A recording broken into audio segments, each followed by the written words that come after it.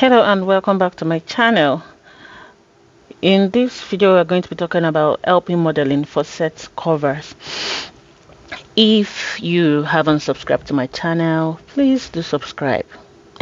It's totally free. Let's get started.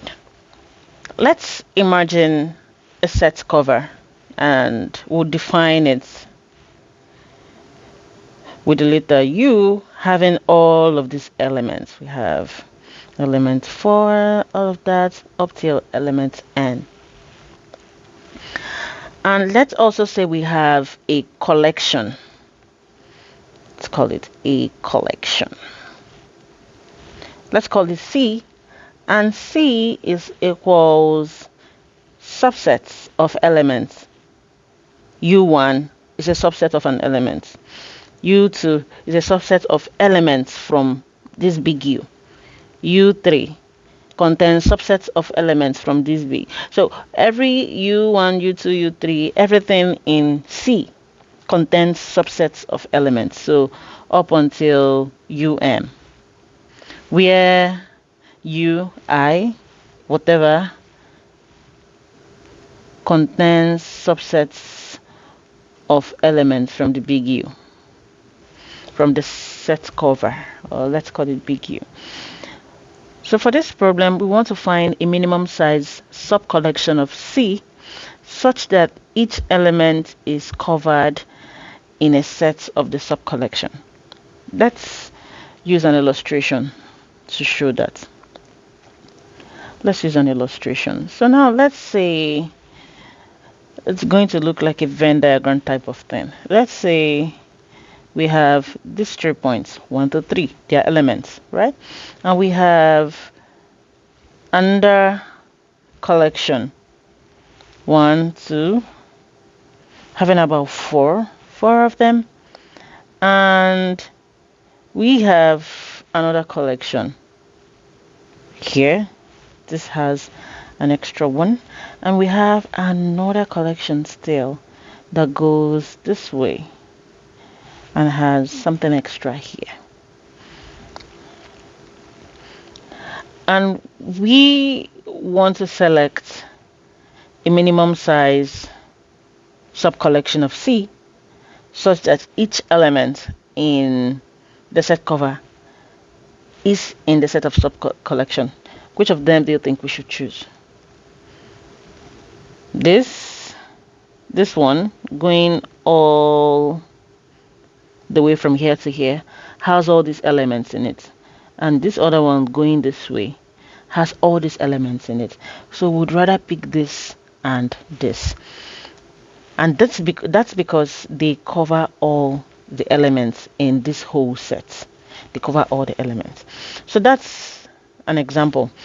So let's try to interpret that in form of an LP problem. So we'll start by defining a variable, and in this case let's use xi, and xi is used to mean UI, right? Any of these subcollections. And we want to choose xi. We choose it or do not choose it. So this is when it's chosen, and this is when it's not chosen. So we also see that this is a case of 0 and LP, which I said, or I have been saying, is a hard problem. So because this is hard, you want to start thinking about relaxation. Okay, so our objective function, what is it we want to achieve here? We want to minimize the number of our subcollections. So we want to min xi plus x, let's say x1 plus x2 plus x3 plus xm. And our constraint, our first constraint, is going to be that xi is either chosen or not chosen. And we also have that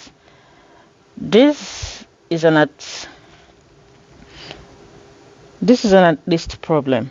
So we also have that the summation x1 plus x2 plus x3 plus all up to xm will be greater than or equals 1. We can also write it this way: sigma xi greater than or equals 1. This is something as writing x1 plus x2 plus x3 plus xm greater than or equals 1. And like I said, this is an at least problem. This means that for every element in the universe set, that is in the set cover, the big U, every element is covered by at least one subset in the set cover. This is what this means.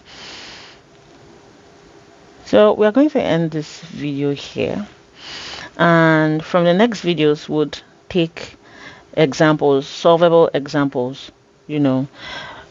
At this point we have looked at different scenarios and looked at how to use LP to model them, and from the next videos we'll solve actual examples that would involve